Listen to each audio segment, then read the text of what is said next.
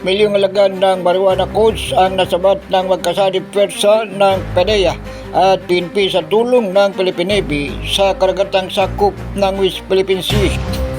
Ito'y base na din sa direktiba ni Pangulong Ferdinand Marcos Jr. na palakasin umano ang kampanya kontra illegal na droga sa bansa. Batay sa ulat sa Campo Crame, nasa 19,200,000 ang halaga ng palutang-lutang na marijuana codes sa lugar, kasabay ng regular maritime patrol sa bahagi ng Sabina Shoal. Nakita ng mga personel ng hukbong dagat ang itim na duffel bag na palutang-lutang sa karagatan.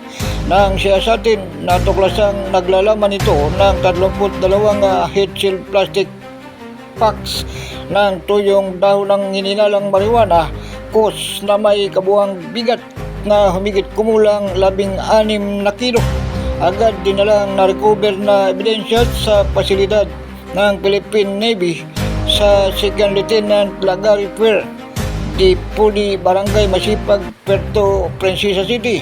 Dito isinagawa ang dokumentasyon at inventaryo sa koordinasyon ng PDEA, Palawan Provincial Police Office o PDEA Palawan Provincial Office, at nasaksihan ng mga opisyal ng barangay at kinatawan ng media. Pinuri ni Acting PNP Chief Police Lieutenant General Melesio Nartatis Jr.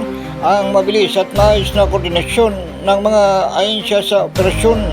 Dagdag naman ni PNP spokesperson Police Brigadier General Randolph Tanyo, mananatiling matatag ang ugnayan ng PNP sa mga katuwang na ahensya. Ako si Edwin Moreno para sa DWRB 103.9 News FM. Ikaw ang una.